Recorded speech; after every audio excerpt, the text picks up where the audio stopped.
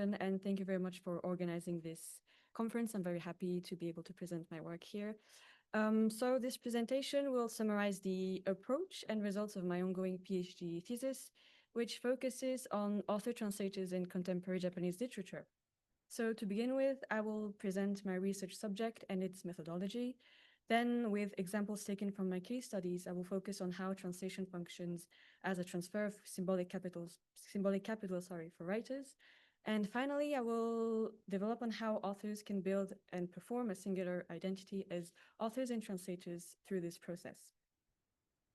So, authors, translators, understood as writers who are also translators of foreign literature, have been studied within translation studies and also comparative literature, as shown in the few references below, which is a simple few within the wide research that has been done.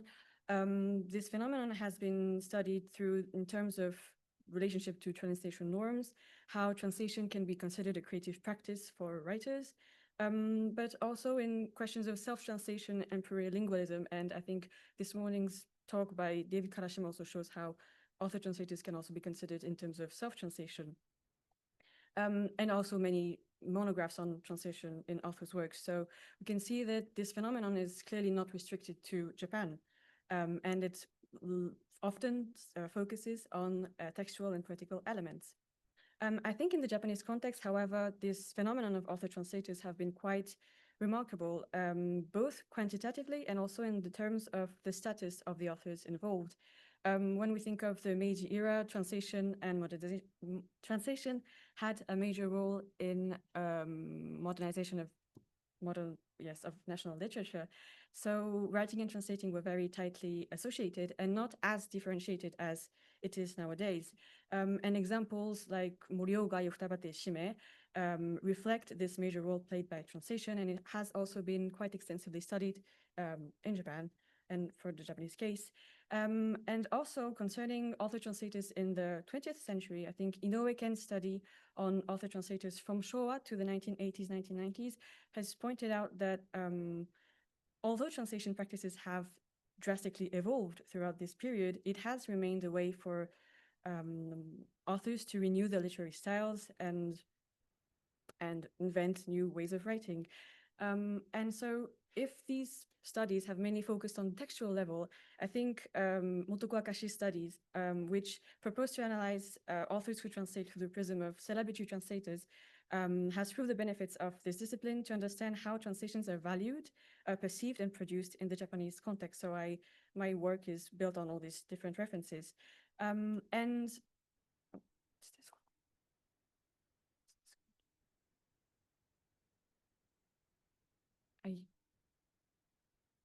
is this on? I think it is. Maybe. Yeah, it's on. Does it work? It's not. Is it working? Yeah. No, I think it's stuck. I'm sorry. Technology. Oh, perfect. Thank you very much. I'm sorry for this inconvenience. And so my research project started with the observation that in the 2000s, several authors which are categorized in Junbungaku literature published translations of Western literature, and among them Tawada Yoko, Murakami Haruki, Horie Toshiyuki, Keza Natsuki, and Ono Masatsugu, which are related with translation not only at this period, but I observed that it was quite significant in this period. And I was interested beyond a mere textual study of the relationship between writing and translating in the figure of what we can call the author-translator. So my main concern is to understand how authors embodied this role of translator, how it contributed to their identity as authors, and also their position within the literary field. And as I focus on the contemporary period, my goal is also to question the impact of the evolution of the book industry and the translation market on this practice in comparison to previous decades, because I think we could think of author translators as a traditional figure if we look at Japanese literary history, but I also think there have been many changes. And so I developed a comparative study between these 5 authors to examine this practice of translation by authors. And in order to do so, I integrated a sociological understanding of literary translation, and it is mainly based on Bourdieu's theory of the cultural field and how it has been applied by Gisèle Sapiro to analyze the contemporary literary translation market. So she situated literary translation within the global book market and literary system, which is structured by unequal relationship between linguistic areas. And this echoes to the previous presentation where Aquilina evoked Helbon's analysis, and I think it relates in many ways because Helbon and Sapiro have worked together. Sapiro underlines that translation is not only about gaining economic benefits, but also about acquiring symbolic capital and recognition and prestige. And this question of symbolic capital concerns not only the translators and the authors of original works, but also literary publishers, agents, and the various people involved in the production of translation. And in her latest work, Qu'est-ce qu'un auteur mondial, published in 2024, Sapiro has shown how translation can be considered a way for authors, translators, agents to position themselves within the literary field. And so I propose to contextualize translations by authors in this context, both on a global scale, but also to understand how translations work in the Japanese context specifically. Also, my goal was to go beyond the idea that translation is either an economic, has either economic concerns or creative practice, but to include, the question of symbolic capital as a way to consider the various elements at play when we produce translations. So I took this sociological understanding into account to question how translating impacts authors' position within the field as writers and how they embody this function. And in order to do so, I referred to the concept of posture, which was developed by Jérôme Mézos. And for Mézos, it designates the author's persona, his image. And the posture is both built by the author himself and also by publishers and the readership. So it's seen as a collective result.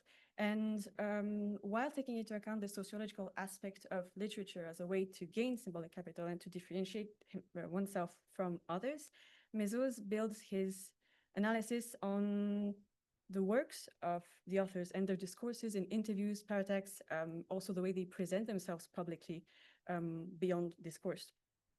And to understand authors who translate, Judith Woodworth has actually implemented Mézos' work to analyze authors who translate. So she worked on English language writers who are also translators and included the idea that translation was a part of the author's identity by analyzing the author's translation, but also the paratext, the discourse they build on translation and its reception.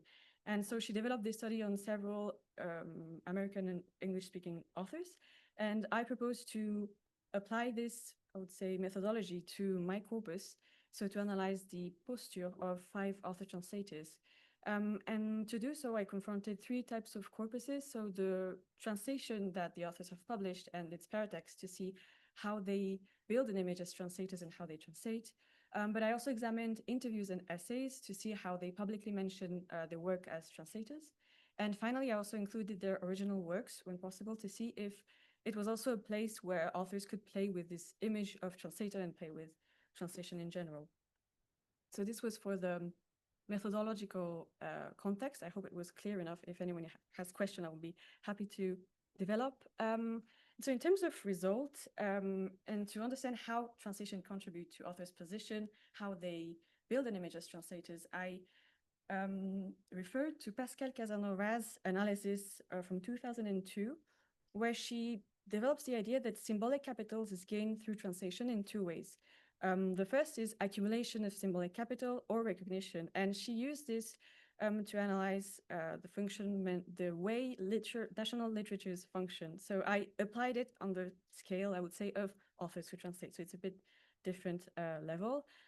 But to think of translation as accumulation of symbolic capital, I noticed that all the authors I studied published translation at the beginning of their careers. So it means that translation contributes to positioning them as newcomers within the literary field and can function as accumulation of symbolic capital in the meaning that the value they gain as a translator is transferred to their status as authors. And I think this is possible to be seen in 2 different patterns. Either that it is a new writer who has already debuted as an author and then translates, or it's a translator who becomes a writer. In the first pattern, I think Murakami's example is quite is quite convenient to see. So Murakami first translated after he debuted with Kazanota Okike in 1979, and so he published translations of Fitzgerald between 1979 and 1981 in literary magazines, and then was edited into Mairosto City. And for Murakami, after debuting as a newcomer, his translations of Fitzgerald contributed to building his singular image as a writer, because it was a way for him to convey his literary influence through his own translations and his own discourse. And when we look at the literary background and context of that period of time, we can see that it was a way for Murakami to differentiate himself from his contemporaries and also from the conventional model of Junbungaku author. And I think it's a case where translation was very central in positioning himself as a new writer, and it's something that he then continued to develop within his whole career. And however, when a translator becomes an author, we observe a different pattern, which I will try to, okay, I have no time, so I will be quick. We can develop, we can see with the example of Horie Toshiyuki. So Horie has first published translations. His first published work is Akai Boshi no Otoko, which is a translation of Hervé Guibert's L'Homme au Chapeau Rouge, which was published in a context of boom of French contemporary novels in the 1990s. So Horie was not the discoverer of Guibert, nor the only intermediary for his work. He was one among the several translators. Beyond the literary aspect of this translation, which is very remarkable in its fidelity to the original, it is characterized by a very singular translators afterward, the Atogaki, which is entitled Akai Boshi no Otoko Meguru Dansho Yakusha no Oto. So it's a afterword which is very long. It's more than 20 pages long, and it's structured as small paragraphs in which the translator develops various hypotheses on Guibert's work. He shows his great knowledge in European literature and develops very rich reflections on the text while also being very fragmented. He shows himself as a singular writer because he develops a very poetic, aesthetic writing style using rhetorical tropes. He also shows himself as an investigator because he tries to debunk Guibert's falsification that builds the whole novel. So I can not develop because I don't have time, but I will be happy to develop if anyone has questions. And so I think this afterwards is seen as a translator's strategy to become visible and claim his authorial identity, because back then Horie is unknown because he's just started, but the afterword becomes a place where we can show that he has also a certain authorial identity and voice.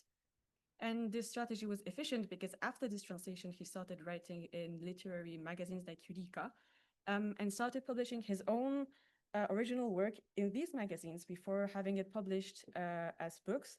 And Oparaban, published in 1998, led him to win the Mishima Ikkyo Prize in 1991. And so we see how translating and affirming an identity as a translator is transferred on the potentiality of writing. And it also creates connections with editors, of course, but we also see how it means that for editors, being a translator is also something that can be transferred to being an author. So translation is not only an economic activity or the way to learn how to write, it's also an activity through which translators can perform as potential authors and enter the literary field in that way. And for the second pattern, which is translation as recognition, this is in order to think about how authors, when they have reached a certain level of authority and prominence, translate texts which will contribute to their authority and position within the field in a way that function more as recognition. It's not a way to be different as a newcomer, but it's a way to, affirm their already established position. And this is what I've noticed with many retranslations of well-known works by the authors that have studied, whether it is Tawada's retranslation of Kafka, Murakami's retranslations of The Great Gatsby, Horier's translation of Yourcenar. So these translations are commercially lucrative, and I think it's a central aspect, but they're also symbolically prestigious, and they gain value not only because of the status of classics of these works, but also because of the identity of their translators, who are also authors. And so Casanova talks about translation as recognition in the way that when a dominated author is translated by a dominant language, he is recognized and legitimized on a global scale. And this is also true with Japanese authors. But I propose to consider this idea of recognition also in the way that authors translate to recognize themselves somehow, because I think translating these masterpieces reinforce their position through the symbolic capital they gain. And so it works as a way to, reach a higher level, I think, of prestige. And Mezos explains that ethos corresponds to an image built by an author within a specific text, while posture corresponds to an image built throughout a series of work. And for many authors that I've studied, it is when they publish these types of translation that they can affirm their identity as translators, because they develop a discourse in retrospect on their whole career as translators, and thus elaborate a stronger position as authors and translators. And so an example is, I think, Ikezawa Natsuki's case, which is quite interesting because he translated in the 1970s and 80s, and then he has been more active in translation in the 2000s, especially with his selections of literature like Ikezawa Natsuki Kojin Kenshu, Sekai Bunkaku Zenshu, and collection of Japanese literature, as well as translation of Faulkner or Carafi's poetry. And I think all these elements are quite related and show that for Ikezawa, translation is not only about a textual activity, it's also about being an anthologist and an editor of literary works. And so for him, it's a way to affirm a position as an intermediary of world literature. And I think this element is also interesting because it reminds us of other authors who have directed world literary anthologies in the post-war period, like Itose, and how it can give authors a different sort of authority. And also, I think with Ikezawa's case, it's clear that his status that he has gained, as it is the 2000s, contribute to this authority of the projects. And his authority is also applied to the other authors who contribute to this work, because, for example, Horie Toshiyuki and Onoma Satsugu contributed to Sekai Bungaku Zenshu, and it will help them gain more prestige because they are then recognized also as fellow authors who are also translators. And through this project, I think Ikezawa shed a new light on his work as a translator, because he had a lot of promotion around these projects, and it was a way for him to also re-insist on the importance of translation, which was not necessarily something that he did after he debuted as a writer. And also, I think for Ikezawa in particular, because he has been developing an image as a traveling writer who has been living abroad and implementing elements from foreign countries in his novels, writing literary essays and criticism about foreign works, I think this, the way he invests on this image as translator and anthologist is a way to show a new aspect of this whole image that he's been building. So we see how it also interacts with an image that he has been building, but that he sort of develops in retrospect. So as a conclusion, I try to demonstrate through this presentation that publishing translations can be considered a way for authors to differentiate themselves from their contemporaries and cultivate a certain singularity in the literary field. And although I could not go into the detail of each case study I conducted, translation appears for all these authors as a way to gain visibility and prestige, but in very different ways, depending on their works, the way they relate to the languages they translate, etc. And this phenomenon is related to the historical value of translation of Western literature in Japan and how it has been practiced by authors throughout the decades. And it also remains an efficient marketing strategy. And I think it's interesting to notice that in a globalized editorial context where being translated is more important than to translate, the case of authors who translate reinforce, in a way, the value of translations. But we can also question how it creates a gap with other types of translators who are not authors, as they are a very specific category. And I think it's a question that I have to implement. So thank you very much for your attention. I hope I was not speaking too fast because it's a bad habit I have, but I will be glad if you have any comments. Thank you.